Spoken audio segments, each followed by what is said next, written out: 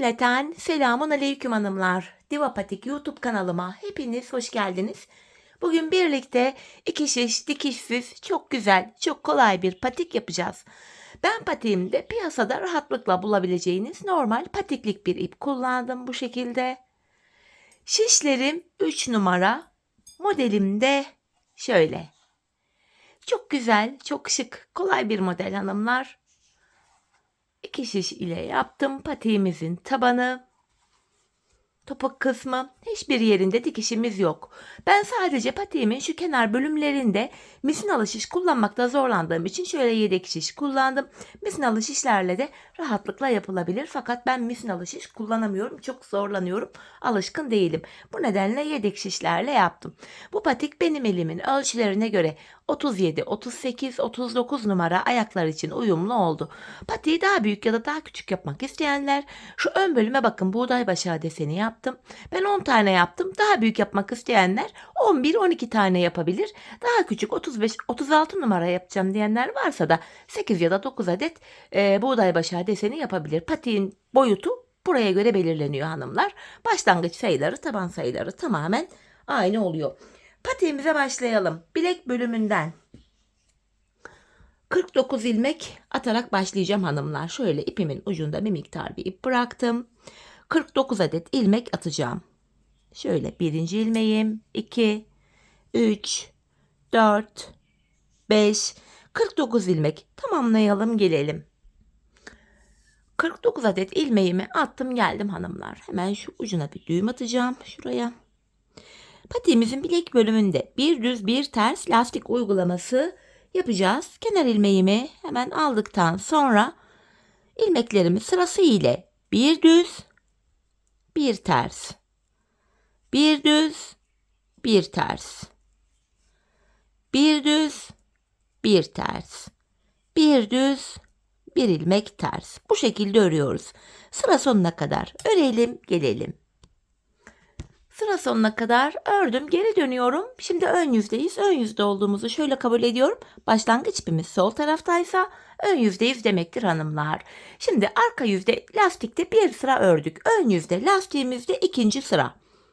Kenar ilmeğimi aldıktan sonra ilmekleri gördüğüm gibi öreceğim. Bakın ilk sırada ters ilmeğim var. Ters ördüm. Düz ilmeğimi düz örüyorum. Yine bir ters, bir düz. Bu şekilde ilmekleri gördüğümüz gibi örüyoruz. Bir ilmek düz, bir ilmek ters. Lastikte bu ikinci sıramız oluyor. Sıra sonuna kadar devam edeceğiz. Ardından geri döneceğiz. Arka yüzde yine ilmekleri gördüğümüz gibi lastik öreceğiz. 3 sıra olacak. Ön yüzde devam edeceğiz 4. Tekrar arka yüzde devam edeceğiz 5. Bu şekilde devam edeceğiz. Hanımlar ben bu patiğimin şu bilek bölümüne 13 sıra lastik ördüm. 13 sıra. Dileyen 15-17 sırada yapabilir. Dileyen daha kısa da yapabilir. 9 sıra, 11 sıra gibi. Artık tamamen isteğe bağlı. Ben dediğim gibi 13 sıra lastik örgü uygulaması yaptım. Şimdi bu bilek bölümünü tamamlayalım. Ardından buluşalım. Modelimize başlayacağız. Evet hanımlar, ben lastik bölümünü tamamladım ve geldim. Şimdi patiğimizin bu modelli bölümüne geçeceğiz. Öncelikle şu kenarlarımızda 14'er ilmek haroşamız var. Ben örgümüzün hem ön hem arka yüzünde düz örgü örerek haroşalarımı elde ediyorum. Şimdi ilk 14 ilmeğimi normal haroşa yani düz öreceğim. Kenar ilmeğim 1, 2, 3, 4, 5, 6, 7, 8, 9, 10, 11, 12, 13, 14 ilmek haroşamı ördüm. Şimdi buraya bir işaretleyici koyacağım. Normalde koymaya gerek yok. Yerleri belli olacak ama videoda kafanız karışmasın diye şöyle 14 haroşadan sonra buraya işaretleyici koydum. Şimdi patiğimizin bakın şu an ön yüzdeyiz. Desen bölümünü yapacağız. Artırmalar olacak ama ilk sırada artırma yapmıyoruz. 14 haroşadan sonra şurada bakın 3 ilmek düz var. 3 ilmek düz örüyorum. 1, 2, 3. Şu buğday başağı modelinin ilk başında ve en sonunda ikişer ilmek ters var. Şimdi 2 ilmek ters öreceğim. 1, 2.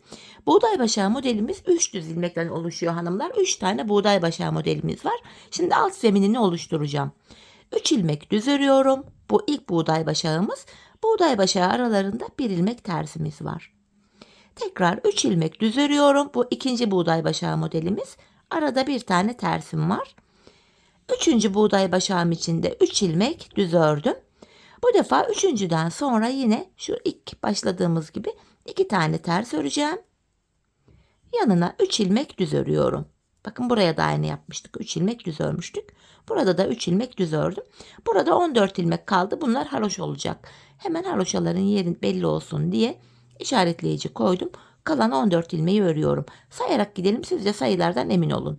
3 oldu. 4, 5, 6, 7, 8, 9, 10, 11, 12, 13 ve 14.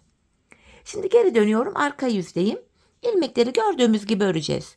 Kenardaki 14 haroşamı örüyorum öncelikle. İşaretleyiciye kadar haroşalarımı düz örüyorum.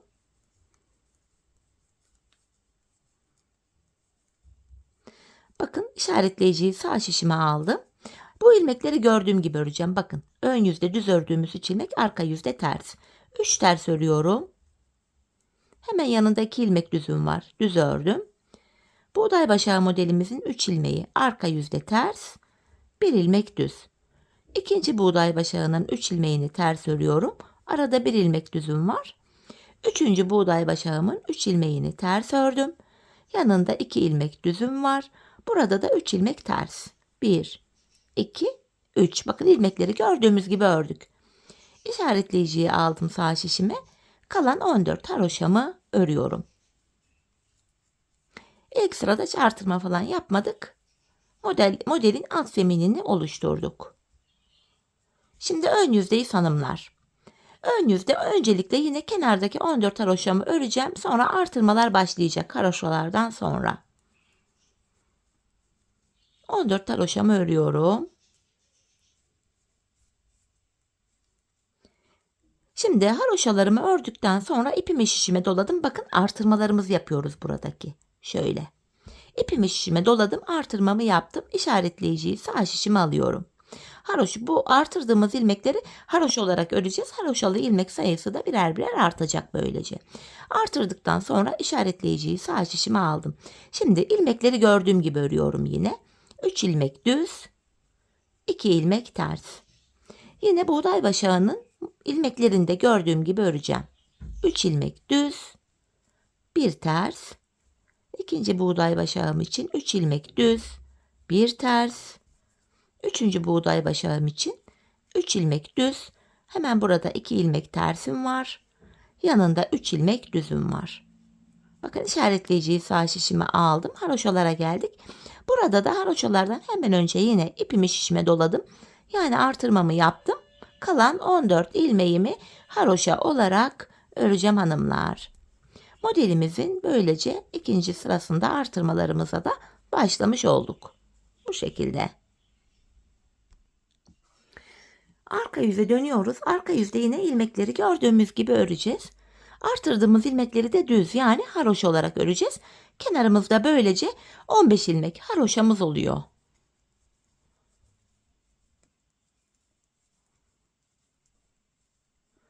Bakın artırdığım ilmeğimi de yine düz ördüm. İşaretleyiciyi sağ tarafa alıyorum. İlmekleri yine gördüğümüz gibi öreceğiz hanımlar. 3 ilmek ters, 2 düz, 3 ilmek ters, 1 düz, 3 ilmek ters, 1 düz, 3 ilmek ters, yanında 2 düzümüz var. Bakın ilmekler zaten belli, iyice belli oldu. 3 ilmek tersimi yine örüyorum. İşaretleyiciyi sağ şişime aldım. Bakın artırdığım ilmeği de yine düz yani haroşa ördüm. Kalan ilmeklerimi sıra sonuna kadar haroşa örüyorum.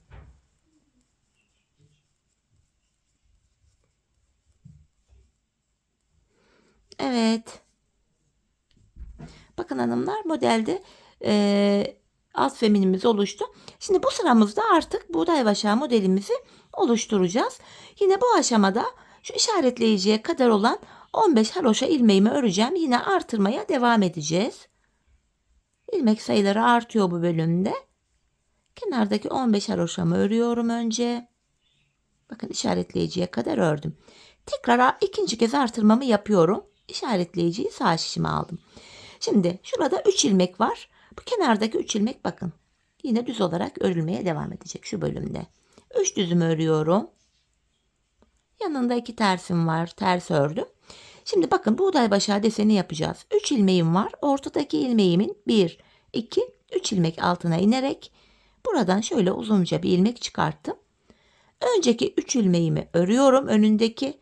Tekrar aynı yere girerek alta girerek buradan bir ilmek daha çıkartıyorum. Şöyle 3 ilmeğin önüne ve arkasına alta girerek birer ilmek çıkarttık.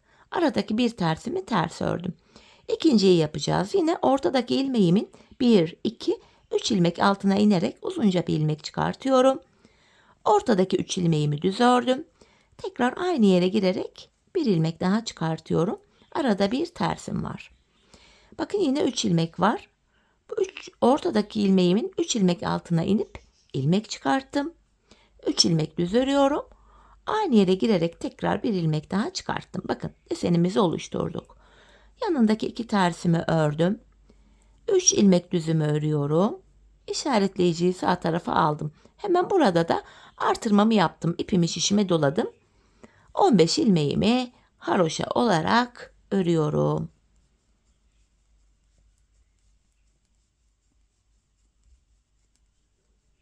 Evet. Geri dönüyoruz hanımlar. Arka yüzdeyiz şimdi. Arka yüzde yine devam edeceğiz. İlmekleri gördüğümüz gibi öreceğiz. Kenar ilmeğimi aldım. İlmeklerimi tekrar haroşa öreceğim. Bu defa 16 tane haroşamız oluyor burada. Artırdığımız ilmeği de yine haroşa örüyoruz. Yani düz. Bakın düz ördüm. İşaretleyiciyi sağ şişime alıyorum. Aradaki ilmeklerim bakın 3 tane tersim var. 2 ilmek düzüm var. Buğday başağına geldik. İp benden tarafta bakın alttan aldığım ilmeği şu an arka yüzdeyim örmeden alıyorum. Aradaki 3 ilmeğimi ters ördüm. Alttan çıkarttığım ilmeği yine örmeden aldım. Yanında bir ilmek düzüm var. İkinciyi yapıyoruz. Alttan aldığım ilmeği örmedim. 3 ilmeği ters örüyorum. Yine alttaki ilmeği örmedim. Bir ilmek düz örüyorum. Üçüncüyü yapacağız. Alttan aldığım ilmeği örmüyorum. 3 ilmek düz ters ördüm. Alttan aldığım ilmeği örmüyorum. Yanında 2 düzüm var. 3 ilmek tersim var. İşaretleyiciyi sağ şişime aldım. Artırdığım ilmeğim dahil kalan ilmeklerimi haroşa olarak örüyorum. Haroşalı ilmek sayısı her sırada birer birer artıyor. Evet. Şimdi ön yüzdeyiz hanımlar. Devam edeceğiz modelimize. Yine bu işaretleyiciye kadar olan ilmeklerimi haroşa öreceğim. Tekrar artırmamı yapacağım.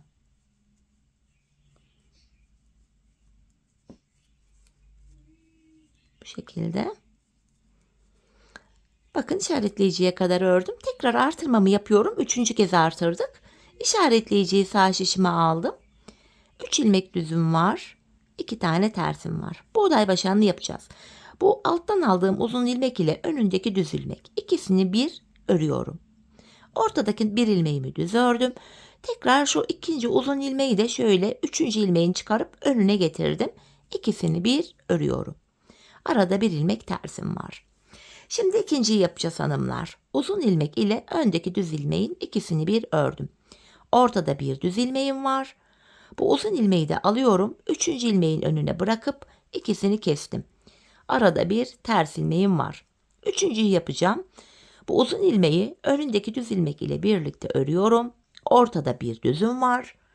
Bu ikinci düz ilmeği de aldım. Üçüncünün önüne bırakıp, üçüncü ilmeğin önüne bırakıp ikisini bir örüyorum. 2 tersimi ters ördüm. 3 ilmek düzümü örüyorum. Ardından işaretleyiciyi sağ tarafa aldım. Burada da artırmamı yapıp kalan ilmeklerimi haroşa olarak örüyorum.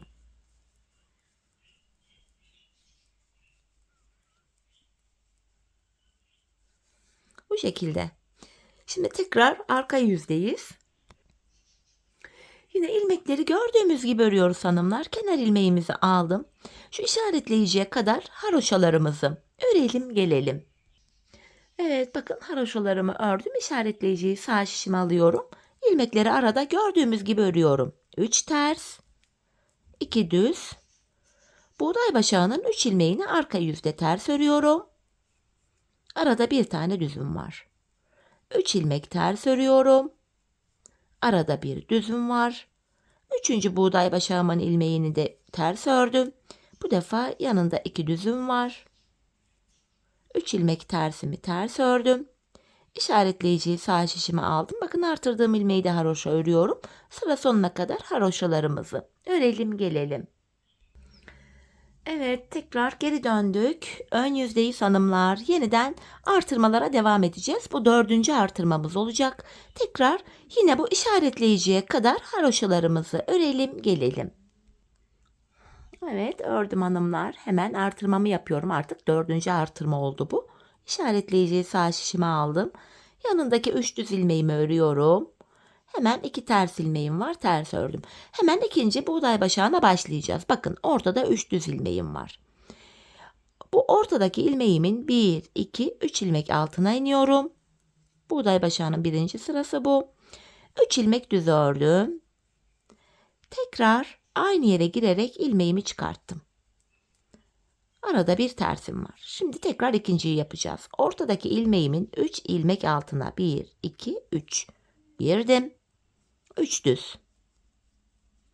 Aynı yere tekrar girerek bir ilmek daha çıkarttım. Bu şekilde. Yanına bir ilmek ters ördüm. Yine bakın 3 tane düz ilmeğim var. 1, 2, 3 ilmek alta inerek bir uzun ilmek çıkarttım. 3 ilmek düz örüyorum. Tekrar aynı yere girerek bir ilmek çıkarttım. Buğday başağı modelimizi yaptık. 2 tersimi örüyorum. 3 düzüm var. Bakın işaretleyiciyi sağ şişime aldım. Hemen artırmamı yapıyorum burada da. Kalan ilmeklerimizi yine haroşa örelim gelelim.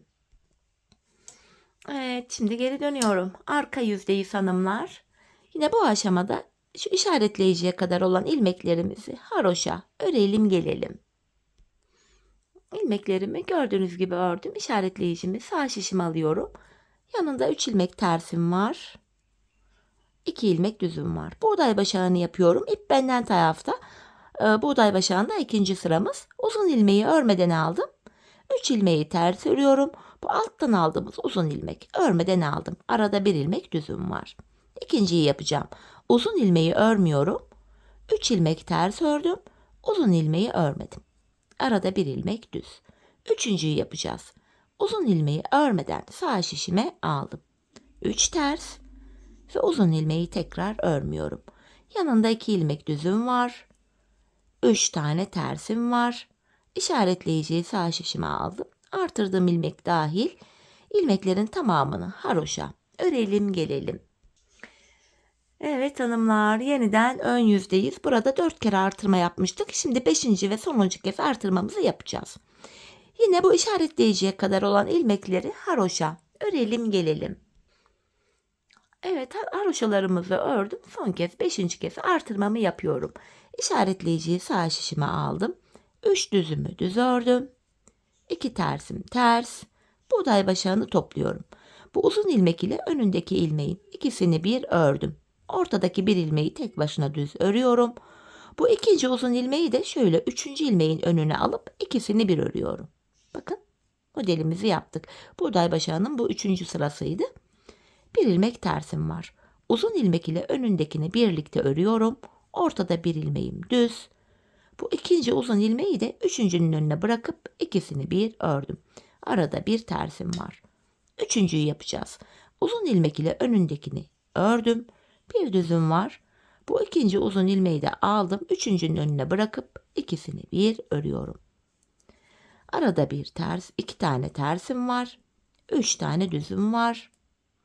İşaretleyiciyi sağ şişime aldım. Bakın burada da 5. ve son kez artırmamı yaptım. Kalan ilmekleri haroşa örelim gelelim. Evet hanımlar, yeniden arka yüzdeyiz. Ön yüzü tamamladık. İlmekleri yine gördüğümüz gibi örüyoruz. Bu işaretleyiciye kadar haroşa örelim gelelim.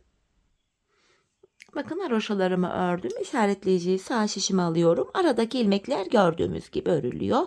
3 ters, 2 düz. Buğday başağının 4. ve sonuncu sırası. 3 ilmek ters örüyorum. 1 düz. 3 ilmek ters ördüm. 1 düz. 3 ilmek ters örüyorum. 1 düz. Pardon, 2 ilmek düzüm var burada. 3 ilmek ters örüyorum. İşaretleyiciyi sağ şişime aldım. Artırdığım ilmek dahil kalan ilmekleri haroşa örelim gelelim. Evet hanımlar, arka yüzde ilmeklerimi ördüm. Şimdi ön yüzdeyiz. Artık patiğimizin kenarlarını ve orta bölümünü ayıracağız. 7 şiş kullanacağım dediğim bölüm burasıydı. Şimdi bu bölümde hanımlar şöyle ilmeğimi aradan çıkarıp bu şekilde bu ipimi keseceğim. İpimi ortadan ekleyeceğim. Bir düğüm atacak kadar şöyle ip bırakıyorum burada hanımlar. Şöyle sökülmesin. Tekrar videonun ilerleyen bölümlerinde ipimizi buraya ekleyip patiğimizi örmeye devam edeceğiz. Öncelikle hanımlar bu ilk kenara 19 ilmek ayıracağım. Şöyle sayarak örmeden sağ şişimi alacağım. Bakın 19 ilmek. Yani kenarda zaten 19 haroşamız oldu. İşaretleyiciye kadar 19 ilmeği alacağım. Yine de sayalım, emin olun. 5, 6, 7, 8, 9, 10, 11, 12, 13, 14, 15, 16, 17, 18, 19. İşaretleyiciyi çekiyorum. Bu ilmekler şimdilik bekleyecek. Burada da yine 19 ilmek var hanımlar. Bu ilmekler de bekleyecek. Biz bu ortadaki, bakın işaretleyiciye kadar olan şu ortadaki bölümü, ön bölümü yapmaya devam edeceğiz. İpimizi tekrar bu orta bölümden ekleyerek gideceğim. Şimdi hem modelime devam edeceğim. Şöyle. Burada 3 ilmek düz vardı. İpimi buraya ekleyeceğim. Burası orta bölüme giriyor. 3 ilmek düzümü örüyorum. 1, 2 ve ipimin ucunu da şöyle düğümleyeyim hanımlar buraya. Patiğimiz sökülmesin, sağlam olsun. Buraya düğümümü attım. Hemen 3 ilmek düzümü ördüm. Aradaki 2 tersimi ters örüyorum. Tam bu ortaya bu 3 tane buğday başağı desenimizi yapmaya devam edeceğiz. 3 ilmeğim var. Tam ortadaki ilmeğin 3 ilmek altına inerek ilmek çıkarttım. 3 ilmek düz örüyorum. Buğday başağında tekrar birinci sıramız. Aynı yerden bir ilmek daha çıkartıyorum. Arada bir tersim var. Yeniden 3 ilmek var. Tam ortadaki ilmeğin 1, 2, 3 ilmek altından ilmeğimi çıkartıyorum. Hemen yanında 3 ilmek düzüm var ve aynı yere girerek şöyle bir ilmek daha çıkarttım. Arada bir tane tersim var. Üçüncüyü yapacağız. Ortadaki ilmeğin 3 ilmek altına girerek ilmeğimi çıkarttım. 3 düz örüyorum. Tekrar aynı yerden bir ilmek çıkartıyorum. Üçüncü deseni de yaptık. Arada 2 tersim var. 3 ilmek düzümü örüyorum. Bakın işaretleyiciye kadar geldik. Bu şiş biraz uzun olduğu için bunu şöyle kısa bir şişe aktaracağım hanımlar. Buradaki ilmekleri şöyle daha rahat hareket edebilmek için. Bu ipleri ya da bir ilmekleri içinden bir ip falan da geçirebilirsiniz. Bu ilmekler kaçmasın, sonra tekrar bunları kullanacağız. Şöyle kısa şişe geçirdim. Şimdi geri dönüyoruz hanımlar. Buğday başağında ikinci sıramızı yapacağız. Yine devam ediyorum. Kenar ilmeğimi aldım. Geri döndük. Buradaki ilmekler bekleyecek, yanlardaki ilmekler. Biz ortadaki ilmeklerimizi öreceğiz. Kenardan sonra 2 tersim var. Ters ördüm. Yanında 2 düzüm var. Bakın gördüğüm gibi örüyorum. İp benden tarafta buğday başağının ikinci sırası. Uzun ilmeğimi örmüyorum. 3 ilmek ters ördüm. Uzun ilmeğimi örmedim. Arada bir düzüm var. Buğday başağı desenini aynı şekil yapıyoruz arka yüzde. İkinci sırası. Bir düzümü ördüm. Üçüncü buğday başağımı yine yapıyorum aynı şekil. Alttaki ilmeği örmedim. 2 ilmek düzüm var. Son 3 ilmeğimi ters ördüm hanımlar. Bu şekilde. Buğday başağının ikinci sırasını tamamladık. Geri döndüm, ön yüzdeyim. Modelde 3. sıramızı yapacağız. Bakın kenar ilmeğimi aldım. Hemen yanında 2 düzüm var. Düz örüyorum. 2 tersim ters. Bu uzun ilmek ile öndeki düz ilmeğin ikisini bir ördüm. Ortadaki bir ilmeğimi ördükten sonra bu uzun ilmeği 3. ilmeğin önüne getirip ikisini bir örüyorum. Arada bir tersim var. Yine uzun ilmek ile öndeki ilmeği bir ördüm. Ortadaki bir ilmeği düz örüyorum. İkinci uzun ilmeği de üçüncünün önüne getirip ikisini bir kestim. Üçüncü modeli de yine aynı şekil yapıyorum. Model aynı. Buğday başağının 3. sırası ön yüzde böyleydi. 2 ters ve en son 3 düz ilmeğimi de ördüm. Şimdi hanımlar geri döneceğiz. Arka yüzde buğday başağının 4. sırası. Kenar ilmeğimi aldım. 2 tersim var. 2 ilmek düzüm var. Buğday başağının 3 ilmeğini ters örüyorum. Arada bir düzüm var. Buğday başağının 3 ilmeğini ters örüyorum. Arada bir düzüm var. 3 ters, 1 düz, pardon 2 düz var burada ve son 3 ilmeğim ters. Şimdi geri döneceğiz hanımlar. Aynı şekil buğday başağımıza devam edeceğiz. Modelin 1. sırasından itibaren. Bu şekilde bakın şimdiye kadar burada 1, 2, 3 tane buğday başağı desenimiz oldu. Yanlardaki ilmekler bekliyor. Ortada modelimizi örmeye devam edeceğiz bu şekilde. Hanımlar ben bu patiğimde buraya toplamda bakın sayıyorum. 1, 2, 3, 4, 5, 6, 7, 8, 9, 10 tane buğday başağı modeli yaptım. Ben 40-41 numara yapacağım diyen varsa buraya 11 ya da 12 adet buğday başağı deseni yapabilir. Bu bölümü biraz uzatabilir. Yok ben daha küçük yapacağım 35-36 numara diyenler varsa da buraya 10 değil de 8 ya da 9 tane model yapabilir. Model eksilince patiğin boyutu da küçülecektir. Patiğin boyutu buna göre ayarlanıyor. Zaten ben buraya 10 tane yaptıktan sonra sizlere mezura ile ölçüyü vereceğim. Benim ölçüme göre yarım santim ya da 1 santim uzun ya da 1 santim kısa da yapabilirsiniz. Şimdi ben buraya toplamda 10 adet buğday başağımı tamamlayacağım hanımlar. Ardından geleceğim. Sonrasında buluşalım. Burun bölümünde beraber devam edeceğiz. Evet hanımlar, patiğimin bu bölümüne 10 adet buğday başağı modelimi yaptım. Hemen bu aşamada şöyle mezura ile ölçüyü vereceğim. Bilekten itibaren hanımlar şöyle bakın sıfırlayarak mezuramı ölçüyorum. Benim burası şöyle 14 santim oldu. Dediğim gibi daha büyük yapmak isteyenler 15 santime kadar örebilir. Daha küçük yapmak isteyenler de 13 santim yapabilir. Bu şekilde ölçüyü de verdim sayılardan emin olun diye. Şimdi burun bölümüne geçiyoruz hanımlar. Buraya haroşa öreceğiz. Yine ilmeklerimin tamamını ön yüzdeyim şu anda. Model kurulumu yapmıyorum. Haroşa yani düz olarak örüyorum. 21 ilmeğimiz vardı. 21 ilmek ile öncelikle bir diş haroşa öreceğiz.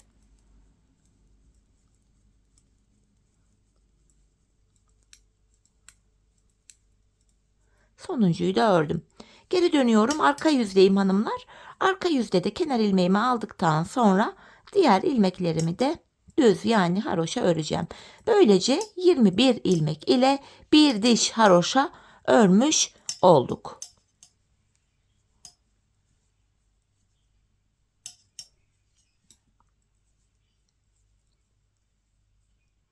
Evet, şimdi geri dönüyoruz. Kesimler yapacağız. Kesimleri de şu şekilde yapıyoruz hanımlar. Öncelikle kenar ilmeğimi alıyorum. Öndeki 2 ilmeğimi keserek örüyorum. Bu şekilde. Kesimimi yaptım. Şimdi son 3 ilmeğim kalana kadar öreceğim. Sol kenardan da kesimimi yapacağım. Böylece 21 ilmeğimiz vardı. 2 ilmek eksiliyor. 19 ilmeğimiz kalıyor. Ön yüzde kesimleri böyle yapıyoruz. Bakın son 3 ilmeğim kaldı. Öndeki 2'yi kestim. Son bir ilmeğimi düz ördüm. Arka yüzde kesim yapmayacağız. Arka yüzde 19 ilmeğimizin tamamını normal haroşa örüyorum. Kesimler sadece ön yüzde yapılıyor.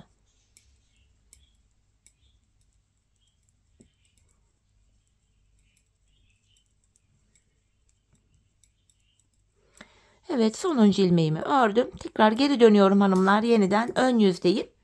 Tekrar burada kenar ilmeğimi alıyorum. Öndeki 2 ilmeğimi kestim.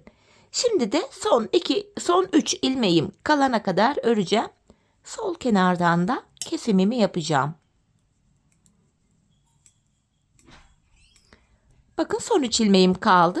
Öndeki 2 ilmeğimi kestim. Sonuncu ilmeğimi ördüm. Böylece 17 ilmek kaldı. Her kesimde ilmek sayısı ikişer ikişer azalıyor. Şimdi geri döneceğiz hanımlar. Arka yüzde kesim yok. İlmeklerin tamamını öreceğiz. Ön yüzde yine aynı şekilde kesimlere devam edeceğiz. Şişimizde 13 ilmek kalana kadar biz bu kesme işlemini yapacağız. Şimdi hep birlikte patiğimizin burun kısmını 13 ilmek kalana kadar örelim gelelim. Evet hanımlar, 13 ilmeğim kalana kadar burun kısmında kesimleri yaptım. Arka yüzde 13 ilmeğimi ördüm. Şimdi ön yüzdeyim. Artık hanımlar buradaki ipimi keseceğim şimdi. Şöyle düğüm atacak kadar kesiyorum. İpimi şu kenardan ekleyeceğim. Artık patiğimizin kenar bölümlerine başlıyoruz. İpimi şu ilk kestiğimiz uca takıyoruz, kenardaki ucumuza. Şöyle düğümledim. Şimdi hanımlar, buralarda da haroşa örgüye devam edeceğiz. Patiğimizin kenar bölümlerini yapacağız. Öncelikle hemen şu kenardaki ilmeklerimi öreceğim. Bakın, kenar ilmeğimi aldıktan sonra bu kenardaki haroşa ilmeklerimi yine haroşa olarak öreceğim. Şöyle ipin ucunu da aradan gizleyeyim, düğümün ucunu. Evet. Önce bu ilmeklerimi örüyorum.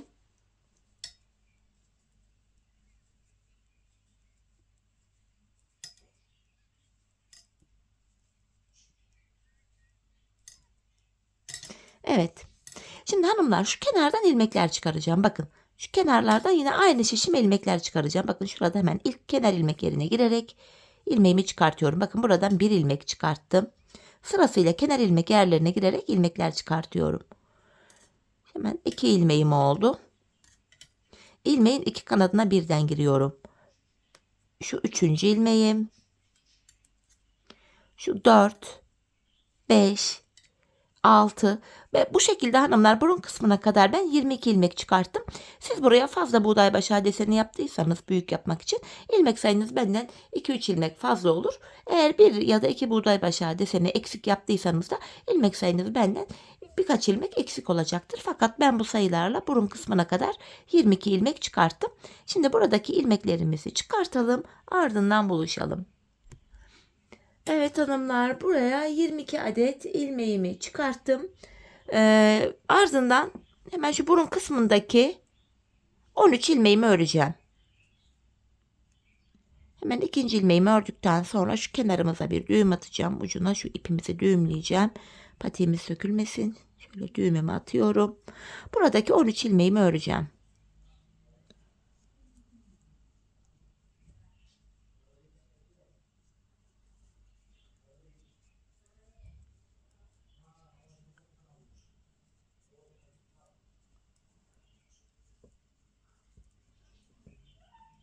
Evet. İlmeklerimi ördüm. Şimdi diğer kenara geçtik hanımlar. Buraya da yine ilmeklerimi çıkaracağım. Kenar ilmek yerlerine girerek böyle ilmeğin 2 kanadına birden girerek buradan da yine 22 ilmek çıkartacağım. Hemen şu kenara gelene kadar. Sizler burada kaç ilmek çıkarttıysanız bu bölümde de aynı sayıda ilmeklerinizi çıkartın gelin. 22 ilmeğimi çıkarttım. Şişimde kalan ilmeklerimi haroşa örüyorum. Bu şişimizde böylece toplam, bakın, hem şurada hem burada 41 ilmeğimiz oldu hanımlar. 22 ilmek çıkarttık. 19 ilmek de kenara ayırmıştık.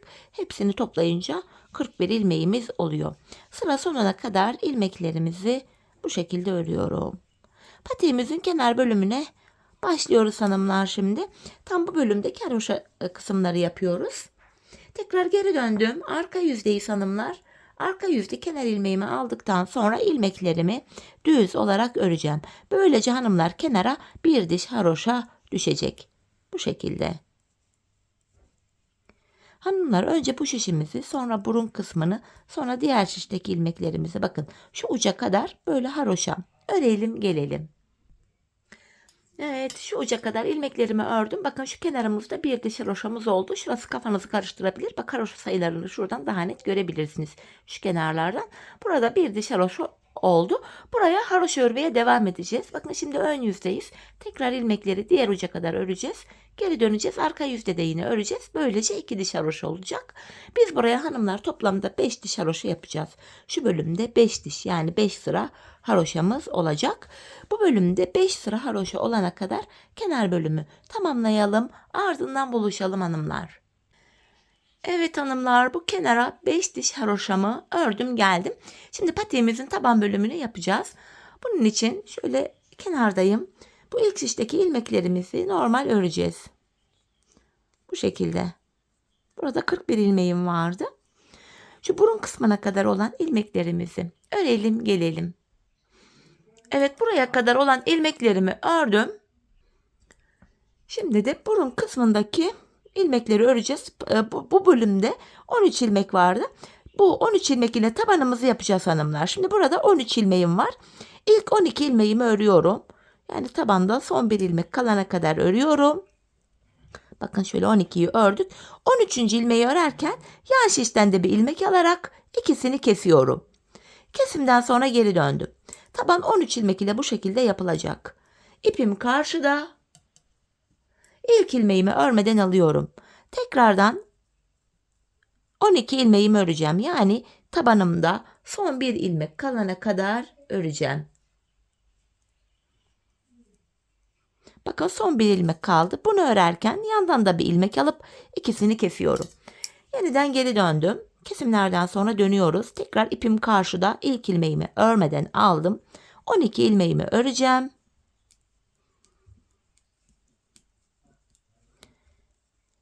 Bu 13. yani sonuncu ilmeğimi örerken yandan da bir ilmek alıp ikisini bir kesiyorum. Kesimden sonra tekrar geri döndüm.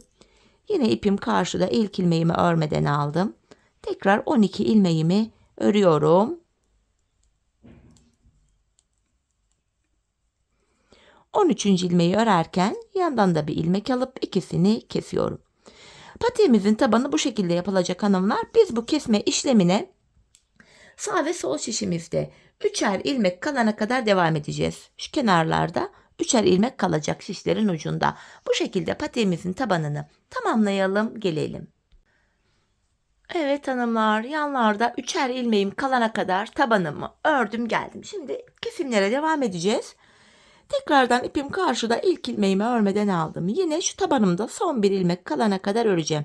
Yandaki 3 ilmek hariç. Ekstra kesimler de yapacağız artık bu bölümde. Bakın bu sonuncu, yani 13. ilmeği örerken yanındakini de aldım. İkisini kesiyorum. Burada 2 ilmek kaldı. Geri döndüm. Şimdi ipim karşıda, ilk ilmeğimi örmeden alıyorum. Öndeki 2 ilmeğimi tekrar keserek örüyorum. Şimdi şu tabanımızda son 3 ilmek kalana kadar öreceğiz. Kenardaki 3 ilmek hariç. Bakın 3 ilmeğim kaldı. Tekrar öndeki 2 ilmeği kesiyorum. Bu sonuncu ilmeği örerken yandan da bir ilmek alıp ikisini kestim. Burada da 2 ilmek kaldı. Şimdi geri dönüyorum. Tekrar şu tabanımda son bir ilmek kalana kadar öreceğim. İpim karşıda, ilk ilmeği örmeden aldım.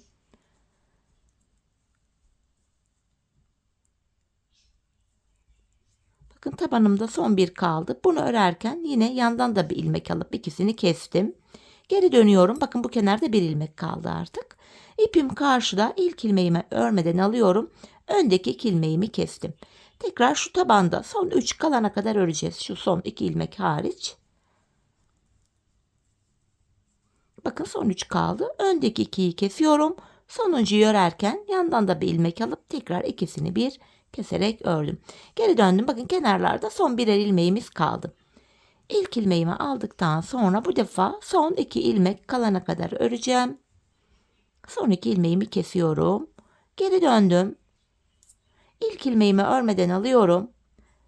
Öndeki 2 ilmeğimi yine kestim. Şimdi şu tabanda son 3 kalana kadar örüyoruz. Tekrar bakın, öndeki 2 ilmeği kestim. Sonuncu ilmeği örerken yandaki ilmeği de alıp ikisini bir örüyorum. Bakın burada 7 ilmek kaldı. 7 ilmek ile patiğimizin şu topuk bölümünü yapacağız. Yine burada haroşa yapacağız hanımlar. Yine ipim karşıda, ilk ilmeğimi aldım. Bu topuk bölümünde son 2 ilmeğim kalana kadar ördüm. Son 2'yi kesiyorum. 6 ilmek kaldı. Bakın kenar ilmek yeri var hemen şu yanlarda. Buradaki ilk kenar ilmek yerine ilmeğin 2 kanadına birden girerek ilmek çıkarttım. Tekrar 7 ilmek oldu. Bu şekilde hem patiğimizin arkasını örmüş oluyoruz, hem de arka bölüm kenarlara eklenmiş oluyor. Tekrar geri döndüm. İpim karşıda, ilk ilmeğimi aldım. Yeniden son 2 ilmeğim kalana kadar ördüm. Son 2 ilmeği kesiyorum. Geri döndüm. Sağ kenarda ön yüzde ilmek çıkaracağım çünkü. Bakın hemen şurada da kenar ilmek yerine girerek ilmeğimi çıkartıyorum. Tekrar 7 ilmeğimiz oldu. Yeniden son 2 kalana kadar örüyorum. Son 2 ilmeğimi kesiyorum ve bir sonraki kenar ilmek yerinden ilmek çıkartıyorum. Geri döndüm. Yine ilk ilmeğimi aldım. Son 2 ilmek kalana kadar örüyorum. Son 2'yi kestim. Sağ kenarda geri dönüyorum hanımlar, hemen burada. Bir sonraki kenar ilmek yerinden ilmeğimi çıkarttım. Patiğimizin arkası bu şekilde yapılacak. Ta ki şu haroşalı bölümlere gelene kadar. Çünkü lastik bölümlerinde lastik örgü uygulaması yapacağız. Bu bilek bölümünde model bütünlüğü sağlansın diye. Şu haroşalı bölümlere gelene kadar patiğimizin arka bölümünü örelim, ardından buluşalım. Evet hanımlar, şu lastikli bölüme kadar bu bölümü haroşa ördüm. Şimdi burada lastik yapacağız. Yani bir düz bir ters şu bilek kısmında yaptığımızı yapacağız. Öncelikle kenardan ilmek çıkartmıştım. Bunu aldım. Ardından bir ilmek düz, bir ters, bir düz, bir ters. Yine bakın son iki kalana kadar ördük. Öndeki iki ilmeğimi keserek örüyorum. Hemen şuradaki kenar ilmek yerine girerek ilmek çıkarttım. Geri dönüyorum hanımlar. Kenardaki ilmeğimi aldıktan sonra ilmekleri gördüğüm gibi öreceğim. Bakın bir tersim var, bir düz, bir ters, bir düz. Son iki ilmeğim ters denk geldi. Tersten keserek örüyorum. Geri döndüm. Bir sonraki kenar ilmek yerine girerek ilmeğimi çıkarttım. Yine bir düz, bir ters, bir düz, bir ters. Son iki ilmeğim düz denk geldi. Düzden keserek örüyorum. Bir sonraki kenar ilmek yerinden ilmek çıkarttım. Geri dönüyorum. Yine ilk ilmeğimi aldıktan sonra ilmekleri gördüğüm gibi örüyorum. Bir ters, bir düz, bir ters, bir düz. Son iki ilmeğim ters denk geldi. Tersten kestim, geri dönüyorum ve bir sonraki kenar ilmek yerine girerek ilmek çıkarttım. Patiğimizin arkası bu şekilde örülecek hanımlar. Bakın. Son kenar ilmek yerlerine gelene kadar bu arka bölümü tamamlayalım, gelelim. Evet hanımlar, son kenar ilmek yerlerine gelene kadar bu arka bölümü yaptım. İlmeklerimi kesiyorum. İkişer ikişer toplayarak. Artık kesimimizi yapıyoruz. Patiğimizi tamamladık. Son bir ilmeğim kaldı. Bunu da kestim.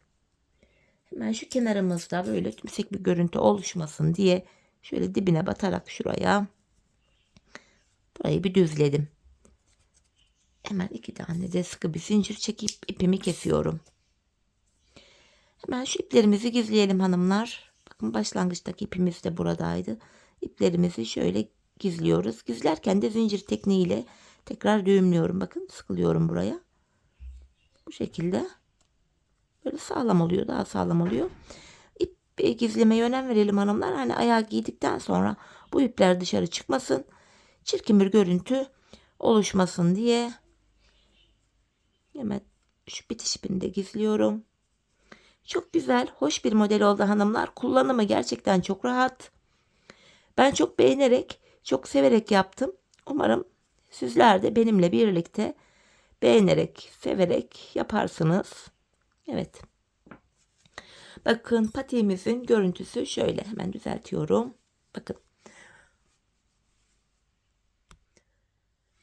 Haroşa örgü olduğu için gayet esnek, ayağı saran bir model oldu. Şöyle gösteriyorum. Çok kullanışlı. Hemen makine yağmada giydireyim birlikte. Ayaktaki haline de bakalım hanımlar. Nasıl görünüyor?